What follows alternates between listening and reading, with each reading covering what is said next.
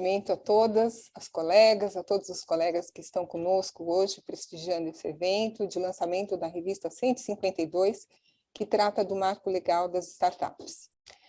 Antes de falar da revista, eu gostaria de apresentar para todo mundo a incubadora da ASP. Nós estamos aqui gravando hoje a partir da incubadora da ASP. Então, vocês podem ver um espaço que foi adaptado aqui na nossa sede, no centro da cidade, na Álvares Penteado, e nós, aqui na incubadora, nós pretendemos receber empreendimentos, criadores, direcionados para a prática da advocacia.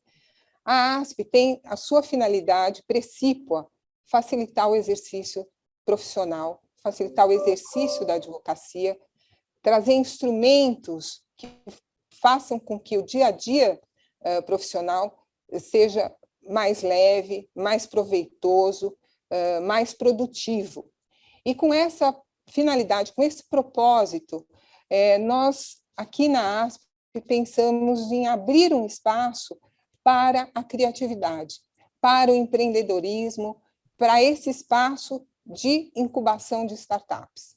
Esse espaço ele vai poder ser utilizado por empreendedores de quaisquer áreas que tenham projetos jurídica, mas esse espaço pode ser utilizado por advogados também, que sejam empreendedores e que tenham também ideias, projetos que venham, projetos de tecnologia que facilitem a vida do advogado. Então, ligados à jurimetria, ligados a controle de processos, ligados à avaliação de tomada de decisões, elaboração de documentos jurídicos, enfim, aquilo que, no dia a dia da profissão, tanto faz falta para a gente, né, como instrumento de trabalho. Então, eu quero dar as boas-vindas a todos aqui na nossa incubadora, na incubadora da ASP. A partir de janeiro, nós abriremos a seleção dos projetos que serão incubados, então fiquem atentos, isso será publicado no site da ASP, o convite, as regras de habilitação e o tempo do projeto que cada um vai desenvolver aqui. Então, eu, desde logo, convido a todos a participar e também já desejo boa sorte a todos os empreendedores e, quem sabe, nós teremos aqui grandes empreendimentos, né? Quem sabe nós possamos ter aqui unicórnios na área do direito, na área jurídica, usando a inteligência artificial, usando a tecnologia a favor do exercício da profissão. Então, eu gostaria de mostrar para vocês um vídeo da nossa incubadora, por favor.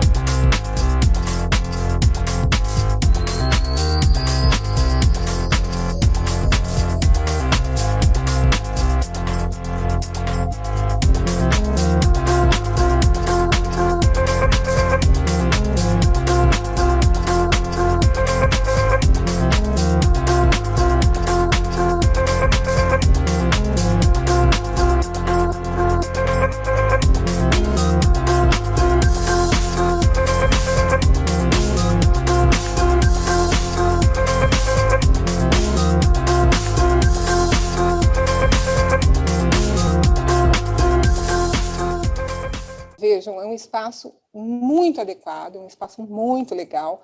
E daí eu vou fazer uma brincadeira que provavelmente os mais jovens não vão entender, mas quem já leu os gibis, né, do Tio Patinhas pode entender que vai faltar aqui, né, o chapéu do professor Pardal, porque essa incubadora vai ser digna do chapéu do professor Pardal, todos com muita chance de criar soluções novas e super úteis para a advocacia. Então, eu estou, inclusive, ansiosa para ver os primeiros resultados no primeiro semestre do ano que vem, tá bem? Bom, então, dito isso, apresentada a incubadora, estando nesse clima de tecnologia, de startups, a gente vai falar justamente hoje sobre o marco legal das startups, que é o tema da revista 152. E eu como vice-presidente, sou a responsável pela edição da revista, e deixo a ASP esse ano, então é meu último ano aqui na ASP, na casa, porque nós temos a possibilidade de ficar aqui por 3 mandatos de 3 anos, e esse é meu 9º ano, infelizmente, e eu vou sair do conselho diretor e da vice-presidência. E então, para mim, essa revista em especial é um marco também muito interessante, muito importante, porque é a última revista que eu coordenei aqui, e com a grande satisfação de contar com o Dr. Rodrigo Monteiro de Castro como o coordenador dos articulistas, o coordenador desse número da revista, né?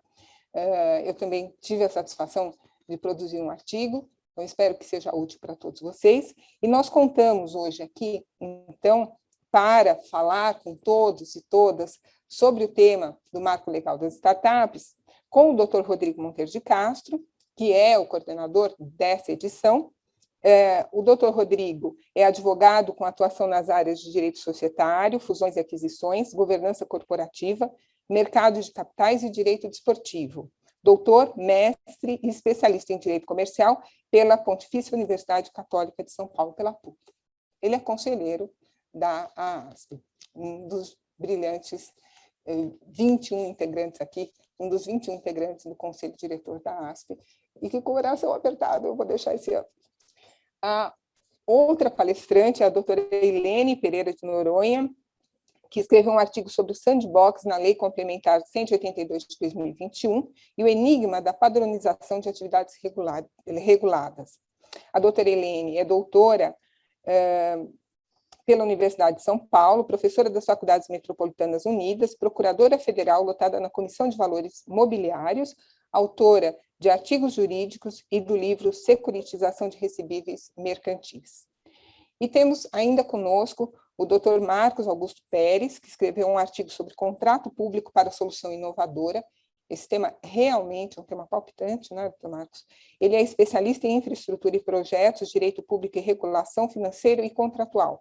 É sócio fundador de um escritório de advocacia, que o nome foi omitido aqui, então eu vou pedir desculpas que eu vou pular. Então, pulamos.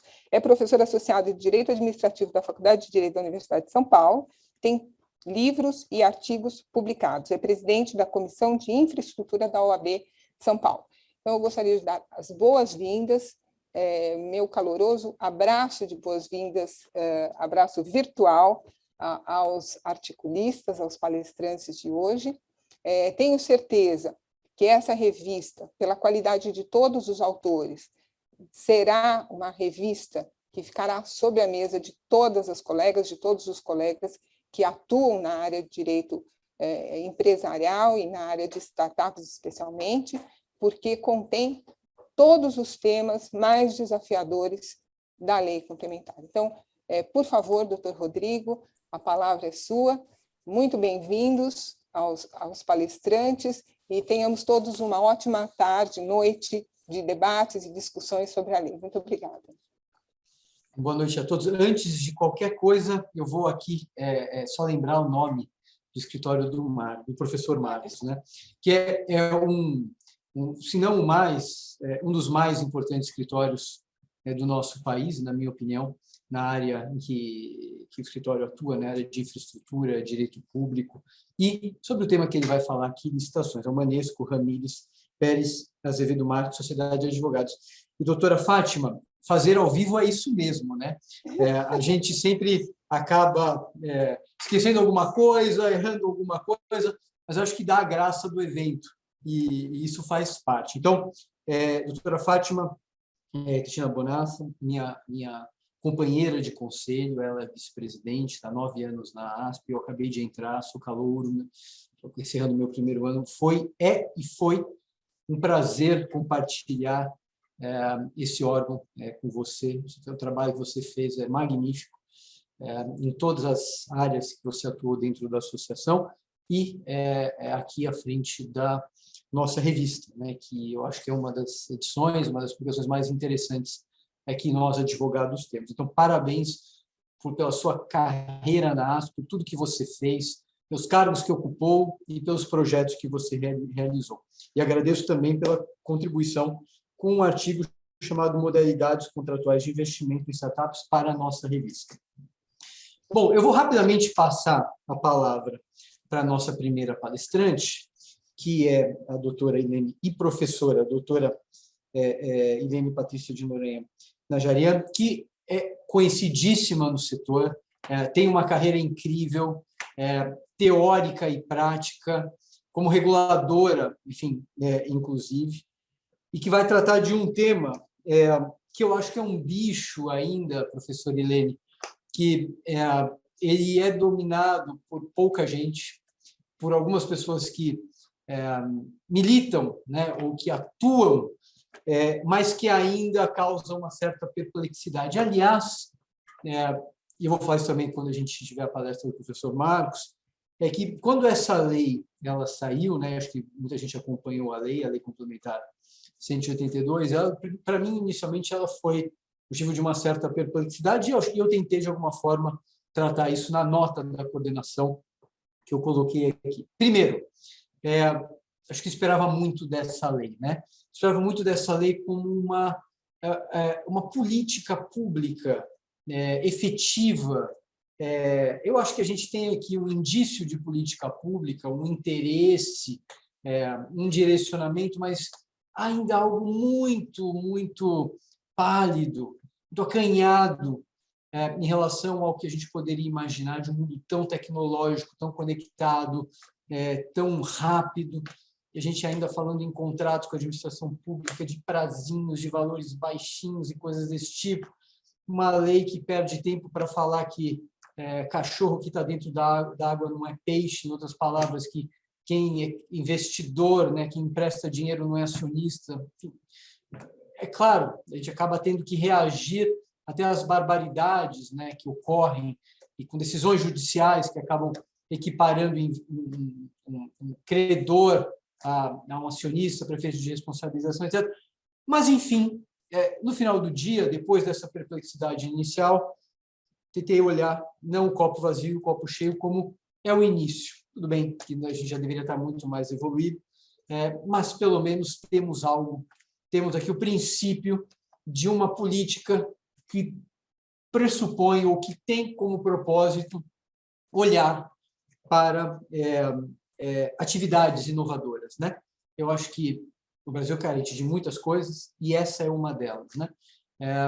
Então, essa lei, de alguma forma, pelo menos, e a gente montou aqui um time de articulistas realmente fantástico, 2 deles aqui presentes, para discutir, iniciar um debate a respeito deste marco, que será, na minha opinião, não um fim, mas o princípio, né?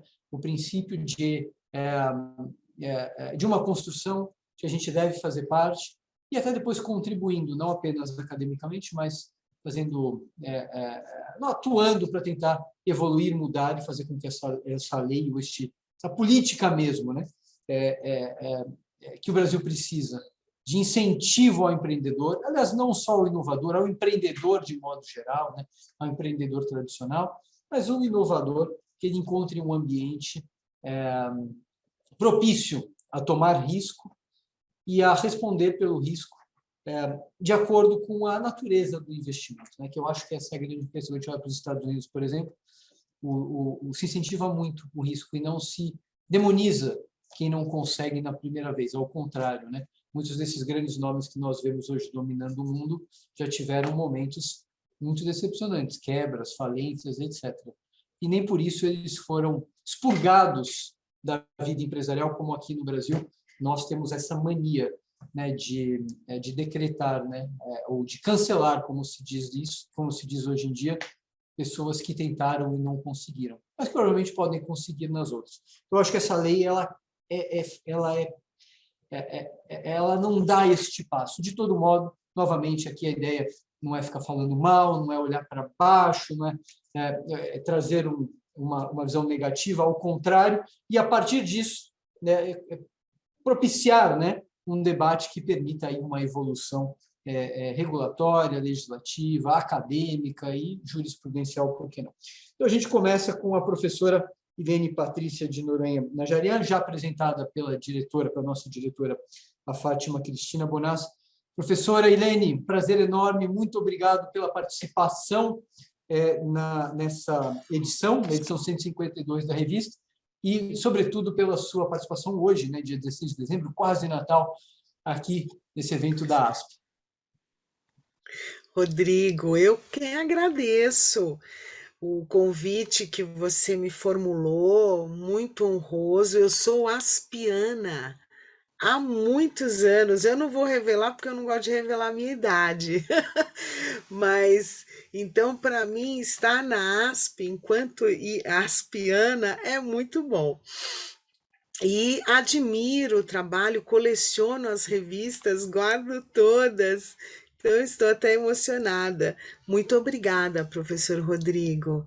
Professor Marcos Pérez, uma honra poder dividir com o senhor aqui o nosso webinário e a revista também, com pessoas tão ilustres, não é, Rodrigo? Tantos amigos nossos, você conseguiu, né, unir um grupo que realmente põe a mão na massa aí nos institutos, não é?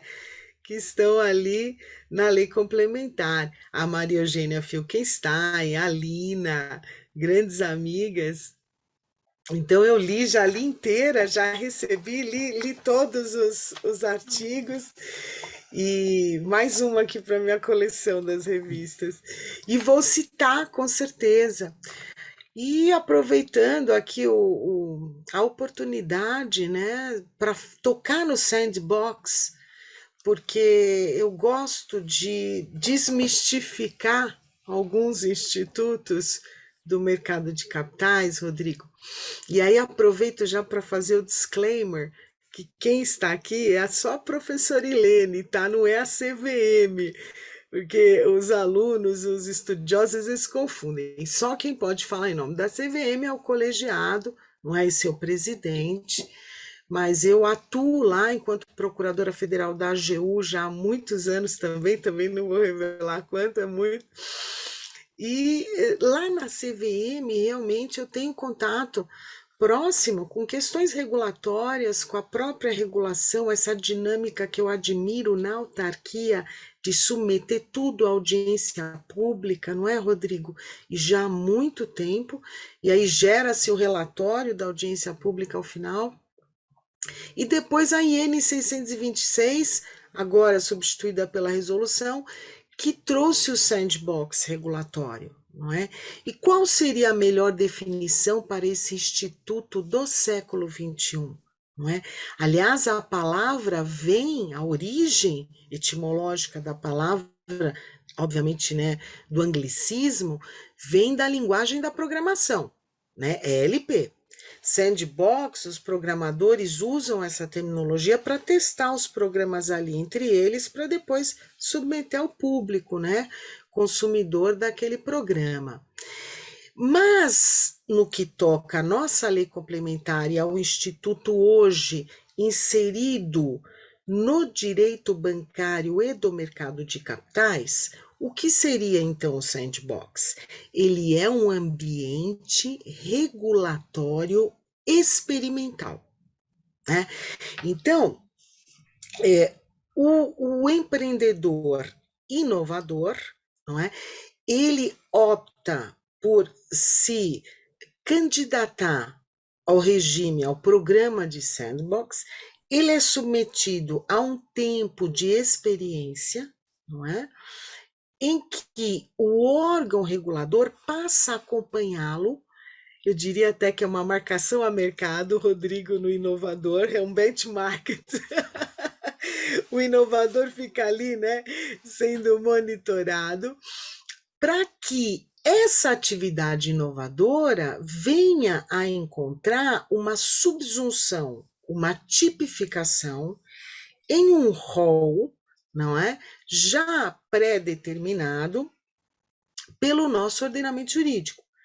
Por isso que no tema, Rodrigo, eu quis chamar de enigma, não é? Porque só ao final do programa do Sandbox é que o empreendedor terá certeza em qual inciso, por exemplo, só tomando o exemplo da CVM, né, da Comissão de Valores Mobiliários, que é uma autarquia vinculada ao Ministério da Economia, em regime especial. Também ocorre esse programa em todas, só para adiantar, em todas as autarquias do Sistema Financeiro Nacional, não é? Na SUSEP, no Banco Central. Mas na CVM, trazendo para a Lei 6385 de 76, o empreendedor inovador, ele terá que se subsumir, não é, em uma das atividades tipificadas no artigo 15 da Lei de Criação da CVM, que elenca ali o sistema de distribuição de valores mobiliários. Já no Banco Central, o empreendedor inovador tem que se adaptar, se amoldar à estrutura da 4595 de 64. Não é? E veja, eu estou tocando em leis, Rodrigo, antigas. Não é? O Brasil foi um dos últimos países do mundo, como eu costumo sempre lembrar, a ter um Banco Central. Né? A gente foi ter Banco Central em 65. Antes tinha a SUMOC, a Superintendência da Moeda e do Crédito, e a DEMEC. Né? Então, inovar nesses setores sempre foi muito difícil, Rodrigo. Né? Já por esse sistema, obviamente criado para proteger a captação da poupança popular, obviamente, e o interesse coletivo, não é? Que está por trás dessa regulação, é óbvio, não é? O que se busca na esfera de competência da CVM é a tutela do investidor, do acionista minoritário, não é? Do stakeholder pequeno. A mesma coisa o Bacen, não é? O correntista pequeno, o usuário dos serviços bancários. Então, o sandbox ele traz um safe harbor também para que a inovação ocorra sem que incida na problemática da não tipificação da atividade. E por que eu digo problemática?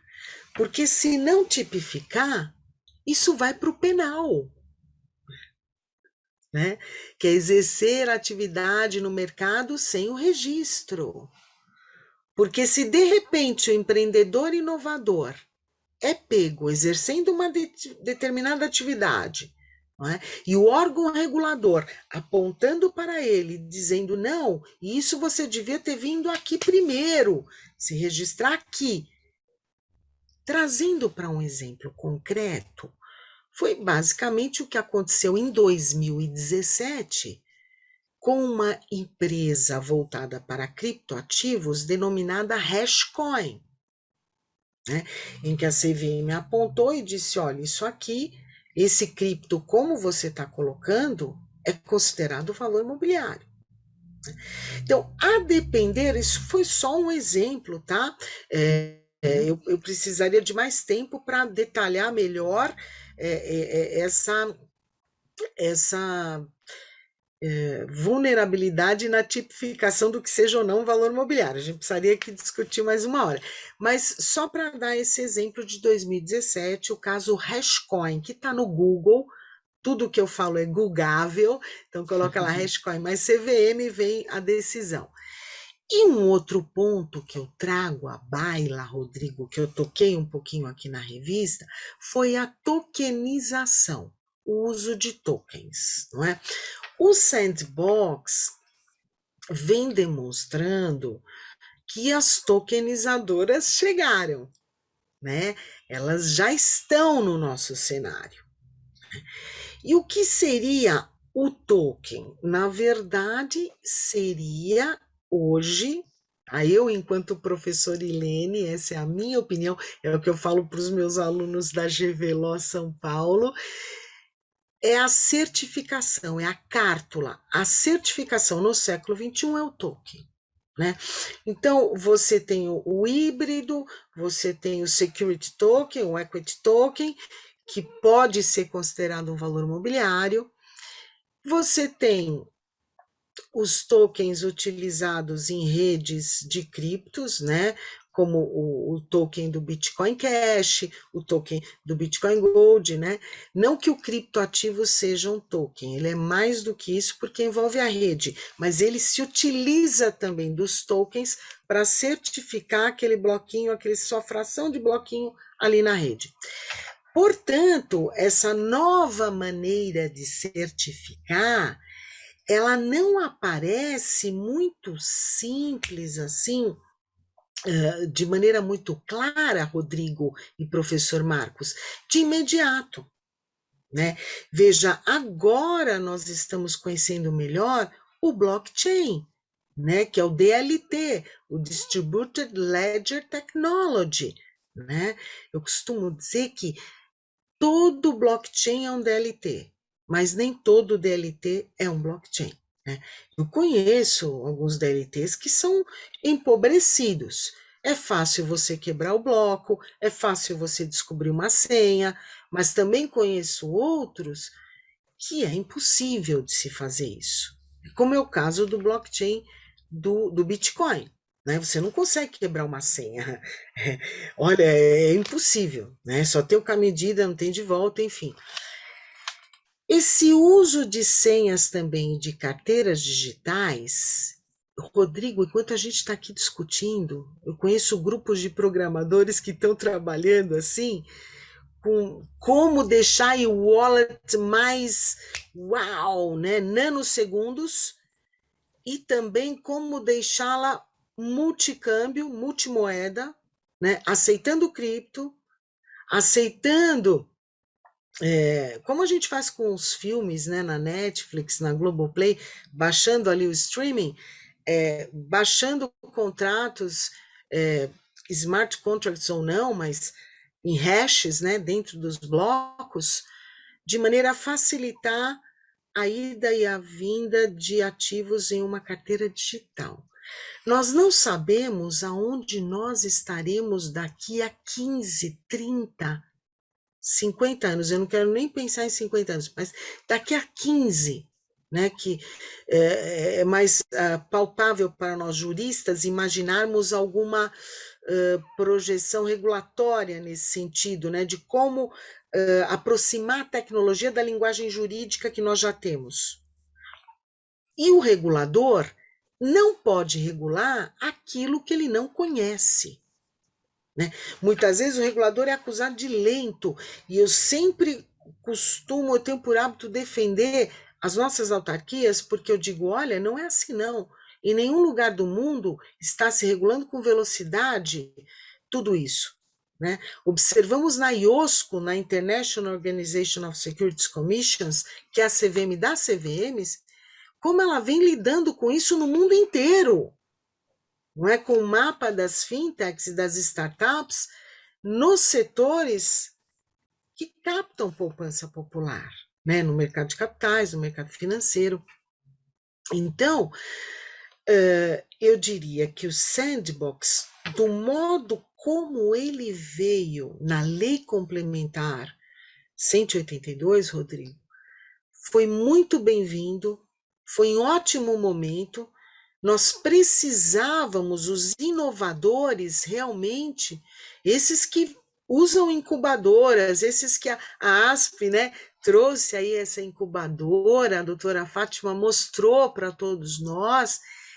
Esses inovadores, vejam, quando eles esbarram em setores extremamente regulados, como é o caso do mercado de valores imobiliários, o caso, né, do mercado financeiro, mercado de seguros, mercado de ativos de fundos de pensão, esses mercados extremamente regulados, eles precisavam de um safe harbor maior do que aqueles que já era, né, o início, eu diria o kick-off, que partiu das próprias autarquias, dos próprios órgãos. Não, vamos testar, vamos começar. Então, eu gostei muito, gostei inclusive da redação da lei complementar. E agora, puxando para a tua área, já para concluir, para finalizar, Rodrigo, as SAFs, né, no futebol. Veja, o setor do entretenimento, o setor esportivo, o quanto não pode evoluir por meio do próprio sandbox. Tokens de clubes, fan tokens de jogadores, tokens de ativos, de recebíveis oriundos de outras receitas dos clubes. Só para ficar aí, né, Rodrigo? Poderíamos passar aqui horas discutindo novas modalidades de trazer funding, trazer também bons investimentos para os brasileiros no setor esportivo, não é? No setor do entretenimento, que são setores que eu, enquanto brasileira, eu admiro quando eu vou para os Estados Unidos, eu fico maravilhada aqueles jogos da NBA, naqueles estádios, né, Rodrigo? Lá em Washington, sempre que eu vou ali para a SEC, eu gosto de assistir um basquete, eu fico muito impressionada com o profissionalismo, não é? E o modo como eles lidam com esses empreendimentos. E então a Lei Complementar 182, ela pode sim nos auxiliar nos mais diversos setores. Agora, não tem por onde fugir da tecnologia e da tokenização. Nós não temos, isso é um caminho sem volta. Temos que estar preparados para trazer isso para uma linguagem jurídica mais palatável, de primeiro mundo, para que o Brasil possa realmente evoluir, porque o Brasil ainda é um país jovem e tem muito ainda para evoluir, não é? E cabe a nós, operadores do direito, seja eu no setor público enquanto procuradora, você, Rodrigo, enquanto advogado, tentarmos modular isso, deixar em compliance, em conformidade, na hora que o sujeito sai do sandbox. Quer dizer, esse enigma, ele que eu trago no artigo da nossa revista, ao final, ele tem que estar já definido, já alinhado, e se não tiver cabida em nenhuma das atividades já não é, definidas pelo nosso arcabouço legal, cabe então ao regulador adaptar isso. Olha, não tem cabido um inciso? Vamos fazer um split, 2 incisos, não é? Ou criaremos aqui uma linha, né? Tem que ir adaptando. O que não pode é frear a inovação. Eram essas as considerações, Rodrigo. Muito obrigada mesmo pela oportunidade. Foi um prazer enorme. Muito obrigada. O prazer, de novo, é meu, é nosso, da associação, de todos que podem e continuarão a ouvi-la, professora Lene. Uma pergunta. O artigo 11 da lei diz que os órgãos e as entidades de administração pública com competência de regulamentação setorial poderão, individualmente ou em colaboração, no âmbito de programas de ambiente regulatório experimental, afastar a incidência de normas sob sua competência em relação à entidade regulada ou aos grupos de entidades reguladas. A gente pode definir o sandbox, então, como uma forma de se afastar o peso regulatório para uma entidade inovadora, enquanto ela ainda passa por um processo de compreensão de definição da sua atividade, em que esse afastamento regulatório se dá com o acompanhamento do regulador para que a proteção ao se quer tutelar, né, que isso se faça sem que se traga um risco sistêmico. Seria essa uma boa definição do que é o sandbox? Perfeito, Rodrigo. É exatamente isso. Esse afastamento ele é temporário, veja, há um prazo estabelecido, não é, pelos órgãos reguladores, mas ao final tem que adaptar essa atividade, né? Como eu disse, o enigma no final acaba o enigma, não é?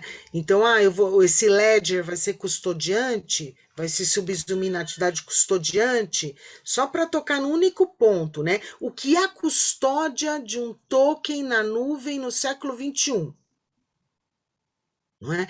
O que é gerar, Rodrigo, no século XXI, esforço do próprio empreendedor ou de terceiro? Eu criar uma DAO, né, um robozinho para ficar girando ali smart contract, isso é um esforço? Então, é isso que às vezes você afasta um pouco, olha, parece que mas vamos deixar trabalhar, não é? porque se aplicar o Howey Test de cara, o Howey Test é um teste, né, que leva o nome de um plantador de cítricos famoso, o Sr. Howey, que litigou com a SEC, né, com a Securities and Exchange Commission, saiu uma decisão e ali tem alguns checklists, né, alguns para saber se aquele ativo é um valor imobiliário ou não. Ainda ele é aplicado até hoje, a SEC, aliás, outro dia discutiu isso, o Senado americano discutiu isso, nesse debate que teve sábado, eu fiquei até 1h30 da manhã assistindo, Rodrigo, os senadores ali americanos falando sobre o cripto, né, a cryptocurrency. Então, esse teste, Rodrigo, ele pode até ser afastado de imediato, se, veja bem, o programa de sandbox tiver admitido aquele inovador, ele vai ficar ali sendo observado. Portanto, é exatamente isso que você colocou, porque ali você evita o risco sistêmico, é isso mesmo. Do ponto de vista prático, professor Hilene, você está vendo, né, lá dentro da autarquia da CVM, como é que um eventual empreendedor que esteja nos ouvindo aqui, qual é o caminho que ele tem que seguir para se enquadrar no sandbox regulatório? Já existe um aparelhamento da CVM, já existe um direcionamento da CVM para orientar, né, a presunção, né, não enquadramento, na verdade, da norma, sobretudo da norma penal. Como é que funciona isso do ponto de vista prático hoje na autarquia?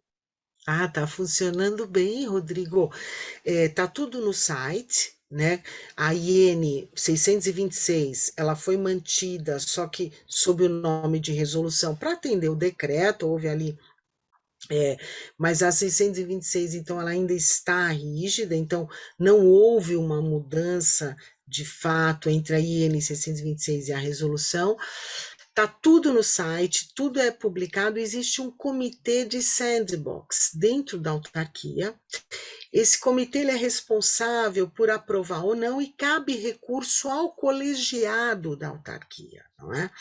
Recentemente, o colegiado proveu o recurso, né, de uma tokenizadora, posso falar porque está público, está no site, não é? Senão não poderia estar aqui narrando isso, mas houve o deferimento, e é uma tokenizadora de contratos oriundos de plataformas de crowdfunding, da IN 588, né, que é o nosso sistema de financiamento coletivo, a nossa vaquinha virtual.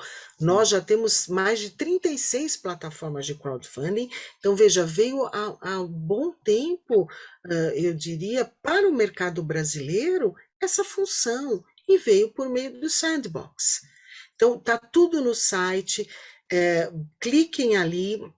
O portal agora é pelo IGOV, né, pelo governo, mas basta pôr no Google cvm.gov Sandbox Programa Comitê, o Google, nada como viver na era do Mr. Google, ele já te joga na página ali do comitê e todos os programas que já foram aprovados, né, para você estudar, então as pessoas conseguem observar por que um subiu para o colegiado, foi deferido, o outro não, então isso é publicado, então eu diria que cria-se até uma jurisprudência aí do programa, né?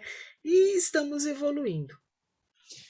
A gente tem mania de olhar sempre para as coisas ruins e esquece das boas, né? Nossa autarquia, que ela é relativamente nova, né? Como você mencionou, demorou muito, por exemplo, o Banco Central, a CVM também, né? Tardou só na década de 70, mas que vem fazendo um papel e tem cumprido um papel muito, muito importante, eu acho que para a afirmação de um mercado, né? De um mercado pujante, um mercado seguro, né? E aqui é mais um exemplo, né? Toda essa regulação do sandbox veio antes da própria lei, né? A gente já tem experiências que antecedem essa, vamos chamar de indício de política pública que se pretende aqui com a Lei Complementar 182. Professora Hilene, muito obrigado. Fique com a gente, por favor, e vamos ainda criar umas intersecções em relação ao tema que virá com o professor Marcos. Agora, então, vou passar a palavra ao professor Marcos Augusto Pérez, que escreveu junto com o Luca Lopes Monteiro da Fonseca, na nossa revista, um texto chamado Contrato Público, o texto, né, que ele trouxe da lei, né, que tem um capítulo específico, que fala sobre o contrato público para a solução inovadora. Eu não vou reapresentar o Marcos aqui, como eu fiz com a professora Hilene, Mas o Marcos é um queridíssimo amigo, como a Ilene também, é um dos advogados mais brilhantes, na minha opinião, no Brasil, independentemente de área, conhece muito deste assunto. O escritório dele é um escritório de ponta, e participa e vai participar de muitos dos principais projetos envolvendo infraestrutura e outros temas, e não tenho a menor dúvida de contratos que envolvem essa solução inovadora que a Lei 182 traz. Professor Marcos, passo a palavra para você. Eu só temo aqui que, em relação a este capítulo, a lei tenha sido muito, muito, muito acanhada. Não sei se vai atingir os objetivos que a gente precisa num país tão grande, tão líquido e tão carente de projetos relevantes, mas eu deixo aqui a palavra com você. Espero estar errado, que você venha aqui com uma opinião totalmente diferente e traga aqui a sua visão otimista sobre o contrato público para a solução inovadora. Obrigado mais uma vez pela participação, não apenas na revista, mas no nosso debate de hoje, professor Marcos. Boa noite a todos e a todas. É um prazer ter recebido esse convite da ASP. Quero agradecer à doutora Fátima, mas quero dar o meu abraço à Ilene, que eu não conhecia, conheci hoje, minha colega, professora, e muito interessante, quebrou o meu preconceito com essa palavra de origem inglesa, né? Sandbox. A gente traz essas coisas do inglês, né? E a gente não sabe o que a gente faz com sandbox no Brasil, né? Aqui, sandbox é lugar onde gato vai fazer as coisas que não... Né? Enfim, não é necessariamente um parque onde as crianças brincam e são criativas, né? Então, mas, enfim, como nessa velha tradição dos macaquitos, né? Nós importamos essas expressões e vamos aí, né, levando-as e fingindo que nós somos gringos, né? Que coisa que nós não somos, né? Nós não temos nem o PIB deles. Acho que é o PIB, vamos ficar pelo PIB, tá bom, né? Já é uma diferença bem relevante, né? E quero agradecer também o Rodrigo. O Rodrigo é um grande amigo de longa data, um advogado talentosíssimo, alguém que fez uma curva que não é fácil fazer, que é a curva acadêmica, né? Porque a advocacia e a academia não são mundos que se completam, são mundos, em alguma medida, antagônicos, né? Que se veem com desconfiança, inclusive, e fazer as duas coisas é muito difícil, muito desafiador, e o Rodrigo decidiu fazer isso e tem trilhado aí uma carreira acadêmica tão brilhante quanto a carreira dele de advogado. Mas eu sou amigo dele, então ficar elogiando amigo assim não vale, né? Mas a gente vai elogiar aqui os inimigos, aí também não dá, né? Então, elogiar os amigos, né? Então, boa noite a todos, a todas, e realmente o Rodrigo deu um spoiler, né? Porque ele leu meu artigo e ele sabe que essa parte da lei é uma decepção, né? Esse tal contrato público para solução inovadora é uma grande de uma porcaria, de uma coisa que inventaram aí para dizer que tem, mas que não existe. Né? Pensem o seguinte, ó, só vou começar por esse exemplo para que vocês entendam como esse contrato não serve para o que ele destina. É um contrato que o poder público paga para você desenvolver inovação. Pensem na pandemia. Né? Quanto que o governo americano pôs na Pfizer e na Moderna para desenvolver vacina? Eu acho que é alguma coisa em torno de 2 bilhões, 4 bilhões de dólares, que foi pago para desenvolverem vacina. Compra antecipada, foi lá, comprou. Se desse errado, se eles não conseguissem desenvolver vacina, o dinheiro foi aplicado no interesse público, que era do interesse público a tentativa de desenvolver vacina. Tá certo? Agora, venham para a lei brasileira, essa lei nova agora. Olhem lá, que vocês olham lá o artigo 14, vão ver o seguinte, que o valor máximo, o máximo, hein, que um contrato desse pode chegar é 1.600.000. Quer dizer, nós vamos ficar aqui sem desenvolver vacina, né, pagamos os royalties e tudo mais, o desenvolvimento dos laboratórios estrangeiros, internacionais. Né? Por quê? Porque nós aqui nós somos muito espertos. E nós, do poder público, eu sou administrativista, né? E sou funcionário público também. Então, o poder público desconfia da iniciativa privada. Como é que o poder público vai dar dinheiro para a iniciativa privada desenvolver tecnologia e depois ela, a iniciativa privada, vai ganhar dinheiro com isso? Imagina, que é isso? Isso não é papel do Estado, não é papel do Estado na cabeça de tolos. Né? Infelizmente, tolos que governam o nosso país, tolos que votam uma lei como essa, que propõem uma lei como essa, votam uma lei como essa. Desculpe o mau humor. É fruto um pouco de eu ter acordado muito cedo, eu acordo muito cedo, mas e essa hora eu sinto um pouco de sono. Mas a bem da verdade é o seguinte: para que serve? Vejam bem, para que serve um contrato público para a solução inovadora se ele não poderia ser usado na pandemia para desenvolver vacina? Para que serve, né? Então, para que serve? Serve para quê? Né? Serve para desenvolver coisinhas pequenininhas, coisas sem grande impacto social. Mas para que eu vou criar tecnologia que não tem impacto social?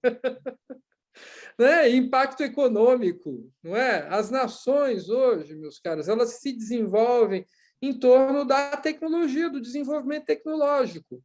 Né? Então, não tem sentido falar que nós não vamos investir um pouquinho. Não tem sentido. Isso é derivado de uma falta de política pública. Porque política pública você só tem quando você se dispõe a fazer o bom debate. O bom debate é o debate que você faz no Congresso Nacional, mas não só no Congresso Nacional. É o debate que você faz na mídia, é o debate que você faz com a população. No caso aqui, é o debate que você tem que fazer com a comunidade científica. O Brasil tem uma comunidade científica importante, não é pouco importante. Não sei se vocês viram, hoje houve uma notícia, recebi essa notícia pela internet, aí não sei exatamente onde ela pintou, mas aqui um brasileiro que atualmente trabalha na África do Sul recebeu uma menção honrosa, um prêmio da revista Nature, que é a revista científica mais importante do mundo, nas ciências duras. Né? Por quê? Ele ficou entre os 10 maiores cientistas do ano. Por quê? Porque ele fez o sequenciamento genético das 2 variantes que nasceram lá na África do Sul. Ele está atuando lá. Ele é brasileiro, ele está aqui, foi criado aqui, ó, junto com a gente, nas universidades brasileiras. Né? E está atuando na África do Sul. Talvez porque falte espaço aqui no Brasil para isso. Lá na África do Sul existe esse espaço. E ele está fazendo ciência. Né? Agora, a bem da verdade, não como que a gente vai acreditar que um governo que não acredita na ciência ele vai fazer uma lei para o desenvolvimento científico e tecnológico? Não acredita. Né? Não acredita e não acha que isso vai levar a nada. Né? Então, pouco. Às vezes a gente pensa, mas por que faz um negócio desse? A gente vai lá, tem que olhar a política. Por isso que é importante a gente escolher bem, a gente pensar bem quando vai eleger alguém. O cara vem e fala um monte de porcaria, a gente vai lá, vota nele, na esperança de que ele não vai realizar aquilo que ele está falando. Não dá mais, não é mais assim, não é? Hoje o governante ele promete, ele tem que realizar depois, porque a cobrança em cima dele é muito grande. A comunicação é muito imediata, as tecnologias de informação e comunicação desenvolveram-se tremendamente. Então, se ele não faz aquilo que ele prometeu, se ele faz o contrário, ele é cobrado muito intensamente, perde muito rapidamente apoio. Né? Então, o cara fala assim, eu vou fechar o Congresso. Ele vai tentar fechar. Talvez não seja de verdade, mas para dar satisfação para o eleitorado. Né? Ele fala assim, e assim por diante. Eu não vou ficar aqui repetindo, porque vai ficar parecendo que eu vim aqui fazer proselitismo contra o governo Bolsonaro, e eu não preciso fazer isso, porque ele próprio faz proselitismo contra ele o tempo todo. É uma porcaria de um governo, e nós vamos demorar muitos anos, talvez uma década, para voltar ao ponto em que nós estávamos do desenvolvimento econômico do país antes do governo dele. Mas, enfim, não vou falar mais nada. Estou ficando cada vez mais irritado nesse tema. Vou voltar um pouco atrás, vou dar um passo atrás para dizer a vocês o seguinte. Hoje, desenvolvimento tecnológico, desenvolvimento científico é uma mola fundamental, uma mola mestra do desenvolvimento econômico, né? Ninguém vai se tornar, daqui 10, 15, 20, 30 anos, uma nação economicamente desenvolvida importante, vai fazer parte do G20, né, sendo um mero produtor de commodities agrícolas ou minerais. É absolutamente fundamental investir em tecnologia. O mundo do futuro é o mundo da tecnologia. Gente, peguem as 10 maiores empresas do mundo. Das 10 maiores empresas do mundo, 8 são empresas de tecnologia. Está aí, está dado. Né? Tá dado. Nós temos a maior empresa que vende carne do mundo. Essa é a diferença. Né? Agora, você pode colocar o território inteiro virar um pasto, o território do Brasil inteiro vai virar um pasto, a gente vai vender boi até, e isso não vai ter a lucratividade, a produtividade que tem a Embraer, que é uma grande desenvolvedora de tecnologia. Né? Então, a gente precisa qualificar, a gente, enquanto nação, enquanto país, precisa qualificar o nosso desenvolvimento econômico, para que o desenvolvimento econômico consiga prover para a nossa população riqueza suficiente para ela viver, né? Para que as pessoas saiam da miséria, para que as pessoas passem para a classe média, para que as da classe média consigam educar seus filhos e os da classe pobre também, que haja uma esperança de melhoria de vida. O que traz a esperança de melhoria de vida? A felicidade, porque a felicidade é esperar, né? É realizar os sonhos, esperar. O que traz felicidade para as pessoas é o desenvolvimento econômico. Né? Às vezes, só desenvolvimento econômico não traz felicidade. Só. Assim, preciso de outras liberdades, né? A gente não quer só comida, a gente quer... Como é que é, Rodrigo? Você que entende disso aí. A gente quer diversão e arte. É verdade, né? Então, assim, não é só comida, diversão e arte. Isso é importante também. Né? É importante que as outras liberdades, os outros direitos fundamentais, associados ao chamado desenvolvimento humano, né, eles estejam presentes. Daí a ideia de um desenvolvimento sustentável. Mas o fato é que o PIB das nações vai aumentar na proporção do investimento delas em tecnologia. E não há magia. Não adianta a gente querer inventar a jabuticaba brasileira da tecnologia. Né? Não vai acontecer. A gente tem que fazer aquilo que outros países já fizeram e deu certo. Então, é o seguinte, não há desenvolvimento tecnológico sem participação do Estado.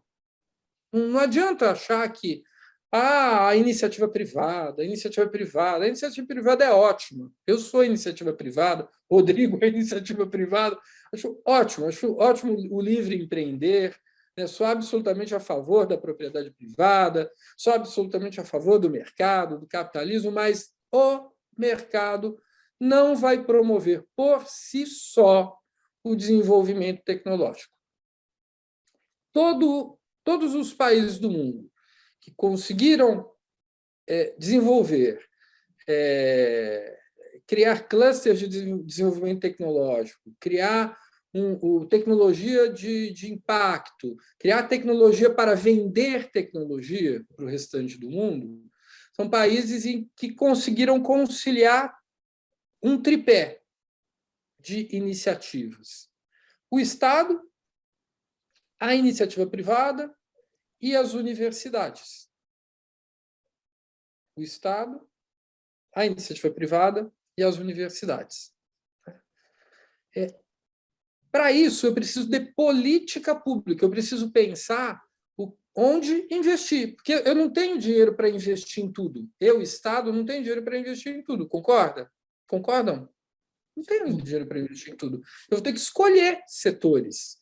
Então, quais são os setores que são mais promissores? E como que eles serão mais promissores? São mais promissores porque a gente, eventualmente, já tem iniciativa privada neste setor. Já tem fábricas no Brasil, já tem empresas prestadoras de serviço no Brasil, né, que envolvidas nesse setor. Então, quando eu vou escolher um setor, não adianta eu falar assim, eu quero escolher o setor de viagens ao espaço. Pô, mas quem é que no Brasil está fazendo viagem ao espaço? Ninguém.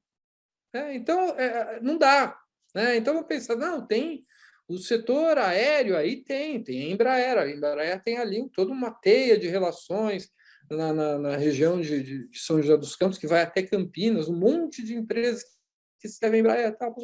Pode ser que isso aí seja interessante. Pode ser, o país é um país vocacionado para a agricultura. Realmente, a agricultura é muito importante para o PIB brasileiro. Então, de repente, o desenvolvimento de tecnologia para a agricultura seja interessante. O país ele tem uma indústria potente na área de medicamentos, e tem mesmo. Por quê? Porque o Brasil tem o SUS. O poder público é um grande comprador de medicamentos. Todo mundo olha para o Brasil de maneira especial. Por que a Pfizer veio atrás do governo brasileiro, né, para vender vacina, que não existia ainda, né, para vender a possibilidade? Porque tem o SUS. Né, porque tem o SUS. Vejam, senhores, o que aconteceu no Brasil, né, São Paulo, por exemplo, o restante do Brasil, quando teve vacina. Quando teve vacina, todo mundo se vacinou. O Brasil virou um exemplo para o mundo de povo vacinado, né? São Paulo hoje é dita como a capital mundial da vacina, porque tem 100% da população com primeira e segunda doses. É difícil, Nova York não tem isso, né? Nós temos isso em São Paulo. Então vejam, a indústria está aí. Então, de repente, investir em patentes, nessa área de medicamentos, com a biodiversidade que você tem no Brasil e tudo mais, pode ser interessante. Ou então você pensa o seguinte, o Brasil é o país do sol, né? Aqui bate muito sol, então vamos desenvolver energia solar. Né? E assim por diante, meus caros, assim por diante. Há tempos atrás, há 15 anos atrás, acho que uns 15 anos atrás, um empresário chegou para mim e perguntou o seguinte, olha, eu estava com vontade de criar uma recicladora de material de construção. Ele me deu uns dados que são assim completamente malucos, são toneladas e toneladas de restos, né, de detritos da construção civil que vão para aterros, só na cidade de São Paulo. E ele falou assim, se a gente pegar isso tudo e reciclar, né, isso, quer dizer, a gente resolve um problema ambiental relacionado aos aterros, tá? Porque daqui a pouco não tem aterro mais para colocar esses restos, esses resíduos, né, da construção civil. E, claro, tem todo um proveito aqui para a natureza, para tudo mais. Como é que faz isso? Como é que faz isso? É só a Prefeitura de São Paulo comprar. A Prefeitura de São Paulo comprar, tudo fica viável, porque ela compra muito. Então, pavimenta a rua, constrói prédio, tal. É só ela regulamentar isso de maneira a dizer o seguinte, tem que usar material reciclável. Né? Mas como é que você vai fazer isso no Brasil? O sujeito vai dizer o seguinte, isso aí é para favorecer aquele empresário, não pode. Né? E aí a gente vai chegando nos dias de hoje, nada disso, obviamente, foi feito, né? Porque a legislação é absolutamente hostil a esse tipo de inovação, que é algo que acontece para todo lugar. Né? Vocês acham que assim, o homem foi à Lua, a NASA licitou o foguete, licitou a turbina, licitou os estudos? Né? Vocês acham que tem lá um avião, um drone não tripulado que voa? Nem sei se isso é uma coisa boa para a humanidade, mas é altíssima tecnologia. Né? Ele voa a partir de um algoritmo, vai, busca um terrorista e joga um foguete em cima do terrorista. Nunca dá certo, sempre mata um monte de gente que não é terrorista. Mas isso é altíssima tecnologia. Né? Vocês acham que foi licitado isso aí? Não é assim que as coisas se fazem. Né? Não é assim. Não é assim nos Estados Unidos, não é assim na Europa, não é assim em lugar nenhum. Né? Agora, a gente aqui quer licitar e vai licitar de novo. Essa lei aqui falou assim, para fazer o contrato público de solução inovadora, tem que licitar. E tem umas normas de licitação aqui que são lei complementar, Depois, logo depois, foi editada a Lei 14.133, estou me enrolando aqui, que é a nova Lei de Licitações e Contratos, que é muito melhor do que isso que está aqui. Só que é lei ordinária. Então, eu não posso aplicar a 14.133, porque a lei ordinária, essa lei, desafortunadamente, é uma lei complementar. O que vai engessar isso aqui, vai ser super difícil mudar. Né? Eu vou ficar com esse negócio aqui, eu coloquei 1.600.000 numa lei complementar. Né? Com a inflação do jeito que está, esse 1.600.000 vai caindo. Olha o nível da lei que a gente aprova. Né? Então, voltando, eu preciso de um tripé. Né? Estado, as universidades são absolutamente fundamentais. Né? Onde aparecem as universidades nessa lei? Não aparece nem como Pilatos no credo. Né? Por quê? Ora, por quê? Me digam por quê. O governo ele fez uma guerra contra as universidades. Ele usou a Lei de Segurança Nacional para constranger professores no Paraná que estavam falando mal dele. Entendeu? É possível até que daqui a pouco venha aqui alguém, a SWAT, aqui na minha janela. Né? Então, então, gente, é assim, não vai sair, né? De onde a gente não espera, é que não sai nada bom mesmo. Essa é a minha conclusão. Né? Então, não espera, não vai sair nada bom mesmo. Então, não saiu. Né? Então, tem uma licitação, uma coisa confusa, mal ajambrada. Né? Faz um concurso de projetos, cria uma comissão científica, que uma comissão científica também com participação do empresariado nacional, escolhe o setor. Quem que pode escolher o setor? A lei pode escolher o setor, ao aprovar uma política pública, né? Dizendo, o Estado brasileiro vai investir neste e neste setor. Sabe, o que acontece quando o Estado brasileiro fala, eu vou investir neste e neste setor? Os atores econômicos falam, é lá que a gente tem que investir. É lá, vamos, em vez de ficar... eu vou desenvolver tecnologia para o transporte público coletivo nas grandes cidades brasileiras, para a eletrificação do transporte coletivo. Não sei se vocês viram que o Joe Biden ele destinou...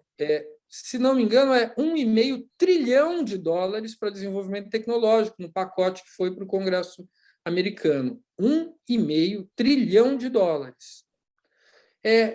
Desse dinheiro, a maior parte é para a eletrificação de frota. Por quê? Porque eles estão perdendo a corrida tecnológica da China. A China, em 2050, vai ter 100% da frota eletrificada. Né?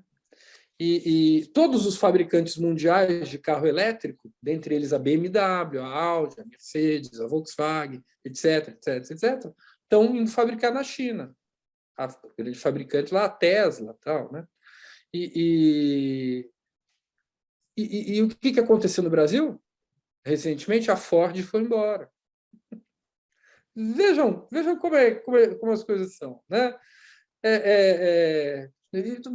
Vamos ficar falando do governo Bolsonaro. Pensem nos outros governos. Quantos governos aqui fizeram programas de fomento à indústria automobilística nacional para que ela mantivesse os empregos por 6 meses, por 1 ano, por 2 anos? Né? Quanto favor fiscal já se deu ao setor automobilístico? E nós estamos na fronteira do novo nesse setor. Fronteira do novo, desenvolvimento tecnológico acontecendo, nós não temos nada no país a respeito do desenvolvimento tecnológico na área da eletrificação veicular. Nada. É a próxima fronteira, né? Que já é realidade. É só fazer o que o Biden faz. Não quer ser criativo? Copia o cara. Faz igual ele está fazendo. Não pense em nada. Copia. Vai lá. Né?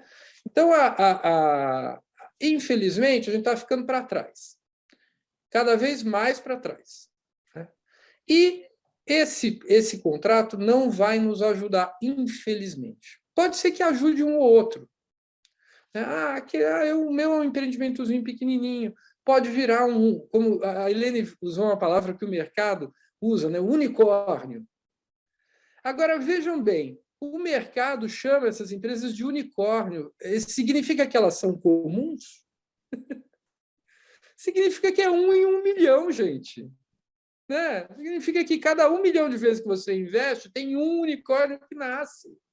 Então, então vejam, não é melhor ter uma política pública, ter um planejamento, saber para onde você vai direcionar o dinheiro público, que no Brasil não é tão farto quanto nos Estados Unidos da América do Norte, não é tão farto quanto nos países da União Europeia, né? Não é tão farto quanto na China. Então, saber para onde vai direcionar isso de maneira estratégica, pautar a iniciativa privada, desafiar a iniciativa privada a desenvolver determinados setores que têm alguma ligação com o histórico do país, ou na área de defesa. O país tem um bom histórico de desenvolvimento tecnológico na área de defesa, né? Até em parceria com outros países, né? Então, há um programa de desenvolvimento tecnológico específico na questão do avião supersônico, do submarino nuclear, do CISFRON, né? Do CIVAM. O CIVAM é um exemplo internacional de boa prática na área de desenvolvimento tecnológico. Por que não repetimos? Fizemos isso lá. Vamos repetir, deu certo. Vamos repetir. É dinheiro público canalizado para boas iniciativas. E não tinha lei. Vejam que, às vezes, não precisa criar uma lei nova. Não precisa criar um contrato novo. É igual o Rodrigo falou, uma coisa brilhante. Ele falou assim, puxa, a gente tem que aprovar uma lei complementar, né, para dizer que o sujeito que põe um dinheiro numa startup, ele não responde pelas dívidas dela. Pô, pelo amor de Deus. Tem mecanismos no direito para isso. Não é? Tem cheio de mecanismos para isso. Mas se ele faz o empréstimo e depois ele não participa do capital, como não? Tem mecanismos no direito para isso. Consulte o doutor Rodrigo, que ele vai matar a charada para você. Fácil, fácil. Está lá na segunda, não passa da segunda página do livro dele, né? Então, mecanismos existem. A lei não precisava ser mudada, francamente, né? Eu até gostei do que a Helene disse, porque eu achei que tem alguma coisa boa nesse sandbox aí, alguma coisa interessante, tal. Pode ser uma prática interessante neste setor especificamente. Porque a ideia é o seguinte: é você isentar, digamos assim, as startups, né, de cumprimentos regulatórios muito rígidos, tal. Porque afinal é uma experiência, tal. Se você põe a regulação toda em cima delas, aí você mata. Tinha que ter um sandbox tributário. Porque o grande problema no Brasil não é a regulação, é a tributação, essa porcaria dessa tributação, e que só aumenta, né?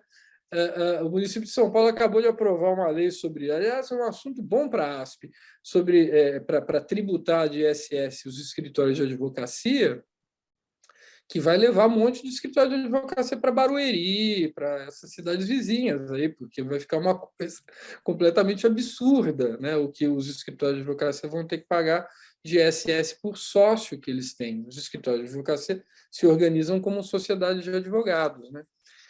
Mas, enfim, isso é um outro assunto. O que eu estou dizendo é o seguinte: vai dar para usar a lei, o contrato público para solução inovadora? É possível que sim. É possível que sim. Vai dar para usar a lei em que casos? Bem, a lei não diz que setores. Então, em tese, o Ministério da Ciência e Tecnologia, as secretarias do Estado, estou caminhando para o final, viu, Rodrigo? As secretarias dos estados, dos municípios, que, incumbidas de fomentar o desenvolvimento tecnológico, vão, nos termos da lei, periodicamente lançar alguns editais, o governo do Distrito Federal, lançar alguns editais dizendo: eu estou fazendo aqui umas bolsas, aqui uma bolsa de R$500 mil para quem desenvolver um aplicativo de celular que diz se a pessoa está gripada ou não, se está com vírus ou não, ou diz onde está o ônibus, alguma coisa assim, né? E a gente vai ficar nesse miúdo, né? Nessa miudeza tecnológica. Muito do que você vai investir não vai dar certo, porque, como diz a tal palavra, unicórnio, é muito raro que nasça alguma coisa que realmente dê certo, né? E agora, a lei com esse perfil, ela tem um monte de pés atrás. É bem possível que quem eventualmente participe de um programa como esse, tenha que gastar boa parte dos recursos com advogado, porque vai ter toda aquela rigidez do Estado para fiscalizá-lo, porque há claramente uma desconfiança, né? Tomou dinheiro público, né, para entregar depois, não, vamos lá, vai ao Tribunal de Contas, vai. Eu me lembro de um programa no município de São Paulo de fomento aos catadores de lixo. Vocês se lembram disso, Rodrigo, Ilene, lembram-se? Tinha um movimento de catadores, tinha o Padre Júlio, um monte de gente. Faz tempo isso, faz tempo que a gente vai ficando velho e vai tendo história para contar. E eu vou encerrar com essa história, né? E aí o que aconteceu? O município fez convênio com essas associações de catadores de lixo para tentar requalificar o trabalho deles. No limite, era uma coisa muito digna para a cidade, né? Porque a cidade não tinha coleta seletiva e essas pessoas que não tinham, às vezes, nem onde morar, né? Moravam lá onde fazia reciclagem, elas colhiam lixo pela cidade, faziam um trabalho que deveria, na verdade, ser feito de outra maneira, de maneira mais digna, tal, mas, enfim, era o que tinha na época. Aí, de tempo todo, saiu na televisão, ganhou prêmio do Banco Mundial, e tempos depois, o Tribunal de Contas do município foi lá e falou que estava tudo errado. Tudo errado. Por que estava tudo errado? Tinha que devolver o dinheiro. Porque a contabilidade das entidades era muito atrapalhada. Resumindo assim. Eu falei, mas eles são catadores, não são contadores. Se eles fossem contadores, era outra cooperativa. Essa cooperativa é de catador. Errou. Né? Então, quer dizer, o sandbox talvez fosse bom. Né? Mas você vê quantos sandbox a gente precisa? Né? Não é só o regulatório. A gente precisa de sandbox de Tribunal de Contas, sandbox de Ministério Público, sandbox de tributo, sandbox para tudo. Porque, assim, o empreendedor no Brasil, ele todo o rigor sobre ele. Né? E encerro com uma última história. Uma vez eu fui chamado para dar uma palestra no Rio de Janeiro, no Recreio dos Bandeirantes.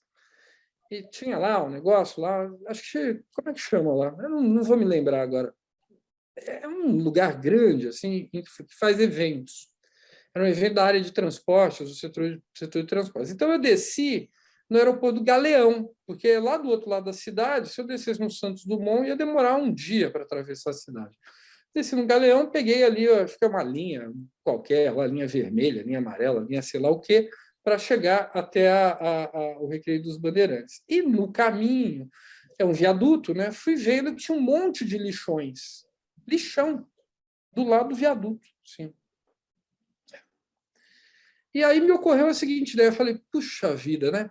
Se esse empreendedor aqui ele fosse pedir uma licença ambiental para um aterro, ele ia ter a maior dificuldade do mundo. Né? Mas ele explorar um lixão em céu aberto no meio do Rio de Janeiro, no meio da cidade do Rio de Janeiro, aí ninguém faz nada com ele. Né? Essa é a história do Brasil. Né? A rigidez, para quem quer seguir a lei, a rigidez absurda, né? Massacrante, muitas vezes, dos pequenos empreendimentos, das startups, dos pequenos empresários, e uma leniência absoluta com o crime. É isso que... E como nós vamos sair daqui para uma nação civilizada, tecnológica, desculpa, gente, não vai ser com um contrato público de solução inovadora. Não será dessa vez. Vamos ter que esperar a próxima, tá?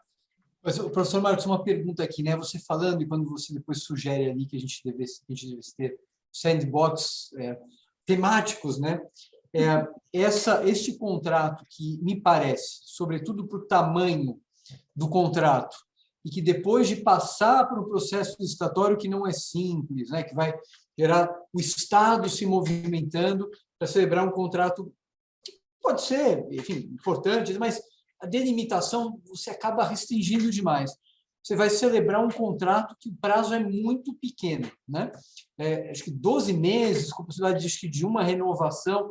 Você movimenta todo o Estado para desenvolver temas menores, que um dia podem ficar grandes, e por pequenos prazos, que depois você vai ter que gerar novas licitações e essa máquina rodando. Não seria o caso aqui, não sei se a terminologia é correta, professora Helene, se prevê uma espécie de sandbox licitatório, no sentido de oferecer ao Estado autonomia para, havendo uma tecnologia, havendo a necessidade de desenvolvimento de determinadas tecnologias, de se contratar sem licitação, definindo aqui um parâmetro dentro do qual a contratação poderia se dar de modo imediato, passando por, sei lá, comissões técnicas que vão apurar, verificar, e o contrato, então, seria celebrado desta forma, sem este rigor.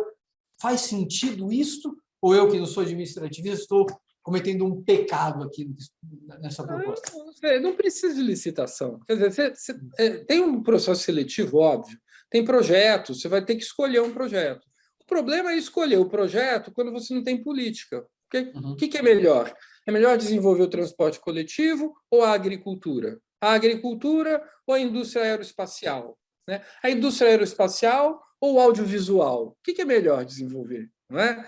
Então, sem política pública, eu não tenho como decidir, eu não tenho a moldura para dizer o que é o que não é. Há um grande risco, obviamente, como tudo no Brasil, disso virar um programa um bolsa em prol dos amigos do rei. Né? Então, por que esse projeto é bacana? É o projeto do amigo do rei. Né? Então, vira isso que é a nossa história, infelizmente. Né? Então, aí você, para eliminar essa ideia, aí você fala licitação. Não adianta nada, aí você mata o instituto. Aí você está dizendo, não vai fazer. Né? É o que eu disse. Você tem uma comunidade científica, se você tem a política pública, você mobiliza cientistas que são capazes de escolher bons projetos. Você mobiliza empresários que são capazes de escolher bons projetos. Né? E você mobiliza a burocracia estatal que fica ali como para aprender um pouco e como fiel da balança da política pública, afinal. Né? E, junto a isso, você cria uma comissão que, ao longo do tempo, ela vai aprendendo.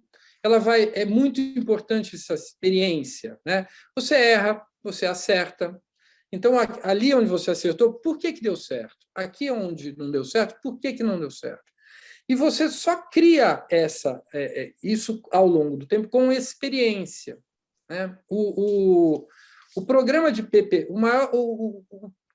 o país do mundo que fundou a ideia das PPPs, a ideia moderna, é a Grã-Bretanha.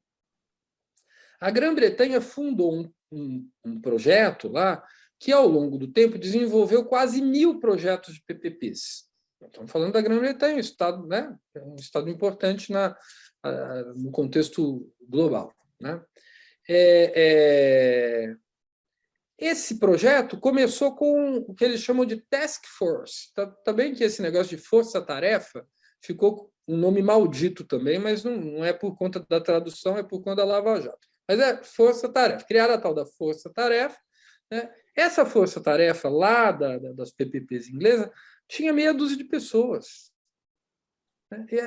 Aí o programa foi crescendo, eles foram trazendo mais gente. E esse grupo foi ficando ali ao longo do tempo, se especializando, né? Ficando mais experiente, cometendo acertos, cometendo erros e aprendendo com os erros. Né? Então, como que a gente faz isso, né, no Brasil? É difícil. É difícil. Essa cultura de engajamento com o serviço público ela é baixa. Né? Ontem, uma reunião muito difícil que eu tive, me contou, no meio da reunião, assim, me contou uma piada. O seguinte, que um cara chegou para um grande dirigente de uma empresa privada e disse o seguinte, puxa, que maravilha essa empresa, quantas pessoas trabalham aí? Ele falou 60%. Se alguém chegar lá para o presidente da República, perguntar assim, quantas pessoas trabalham aí? Eu não vou. Vocês arrisquem aí, eu não vou dizer quanto. Né? Nessa lógica da piada contada. Então, assim, a gente precisa desenvolver uma cultura de engajamento. Né? E isso, as empresas gastam fortunas para desenvolver essa cultura de engajamento dentro das empresas, E o poder público, embora tenha uma porta de entrada muito rigorosa, que é o concurso público, depois ele meio que abandona os servidores, né? Eles ficam muito soltos dentro da máquina, né? E, enfim, acho que tem chão aí, viu, Rodrigo, para a gente chegar no que é ideal aí. E a gente fala em reforma administrativa, né, Helene? Eu sou muito falador, viu? E eu estou aqui com o Rodrigo, parece que eu estou num jantar, eu janto muito com o Rodrigo. Só falta o vinho, né, professor Marcos? Falta o vinho, né? Aí Então, bem, eu até esqueci, depois dessa do vinho, eu até esqueci o que eu ia falar, mas deixa para lá, deixa para outra. Eu só ia complementar o professor Marcos num detalhe. Os unicórnios, agora, nós estamos dando os decacórnios, né? E se nós pararmos para pensar que a PayPal foi uma startup, né? Lá quando ela começou. E hoje, nessa magnitude, né? A nossa TOTUS, né? Me lembro da Microsiga, não é? E eu não tenho a menor dúvida, professor Marcos, que nós temos programadores cientistas aqui de ponta, que, aliás, estão no mundo todo, aliás, trabalhando para dar o da Ethereum, para o Vitalik. A equipe do Vitalik é de brasileiros, né? Eu comecei a estudar programação há pouco tempo e eu fiquei maravilhada com os mestres brasileiros que eu encontrei dando aulas fora daqui e montando aonde? Em tax havens, né? Então eles estão na Islândia, eles estão, né, na Bélgica, eles estão na Ilha da Madeira, alguns em Portugal. Por quê? Justamente aquilo que o professor Marcos colocou, a questão tributária, né? Então muitos estão por trás dessas grandes que hoje nós chamamos de decacórnios. Tem brasileiros lá, quantos, não é? Do Vale do Silício, né, que até aparecem aí das antigas, e agora esses novos jovens, que às vezes as pessoas dizem, não, são os indianos, não, os brasileiros estão dominando também essa indústria de plataformas DAO, de criptoativos e outros assemelhados. É raro, professor, nós detectarmos um projeto que não haja ao menos um brasileiro ali, né? Hoje, século XXI. Então, realmente, nós precisamos pensar num sandbox licitatório e tributário. Não estamos viajando aqui, não. Mas nós estamos pensando, né, em como acelerar um pouco essa nossa evolução. É só essa colocação. Muito obrigada. Senão a gente perde um pouco de dinheiro que a gente investe, não é? Porque, veja bem, o Brasil tem uma rede de universidades públicas enorme, perto de outros países. Poderia ser maior, mas isso é investimento público. Aí vem o poder público, investe, as pessoas se formam aqui e vão trabalhar fora, porque não tem mercado aqui, né? Então, é realmente ruim, né? Nós estamos dentro de um processo que é um processo ruim, que ele não é um ciclo virtuoso. Ele precisa construir esse ciclo virtuoso, e esse ciclo virtuoso ele começa pela discussão séria de uma política pública, né? Pode demorar? Essas coisas demoram mesmo. Mas, gente, é o destino da nossa nação. Então, não tem problema. Não vai sair o mês que vem, não vai sair nesse governo, não tem problema. A gente precisa fazer a boa discussão, né? Em vários setores, viu, gente? Acho que o desenvolvimento tecnológico é o que mais dá dó, né? Porque a gente tem parque industrial, nós somos já fomos sexta, depois passamos para a oitava, agora devemos ser a 10ª economia do mundo, mas somos a 10ª economia do mundo, né? Não é pouca coisa, né? E mesmo setores que aparentemente não são industriais, hoje assumem uma forma quase industrial, por exemplo, a agricultura, e pode contar com desenvolvimento tecnológico próprio para ela. O Helene falou do setor financeiro agora, né? Das fintechs, criptomoeda, tudo isso. O setor financeiro no Brasil é super desenvolvido. Ele é mais desenvolvido que a média da economia em geral, né? porque isso é tema para outro encontro, né? Mas é muito desenvolvido. Então, é até por isso que as fintechs são as que estão na frente desse processo, porque eu tenho um setor econômico desenvolvido, que é consumidor de tecnologia, né? Em alguma medida também, porque tem medo de que o mercado se desconcentre, né, em função do desenvolvimento de tecnologia, então ele é comprador de tecnologia. Aí é um outro problema para o CAD também outras coisas. Mas o fato é que assim, tem mercado. Então a gente tem que olhar assim, quais são as vocações econômicas do país. Essas são as que estão aqui. Nada impede da gente buscar uma outra. Mas, olha, essas são as que estão aqui. Né? Vamos tentar produzir tecnologia para onde tem, né? Para o nosso mercado? Vamos tentar. Tem alguém que vai ganhar dinheiro com isso? Seguramente tem alguém que vai ganhar dinheiro com isso. Né? Que bom que ganhe, né? E que se Não é? distribua e que se possa, né, gerar, atrair a incidência da norma tributária, né? Que possa gerar empregos e assim por diante. Isso. Bom, nós estamos chegando aqui ao final da nossa exposição.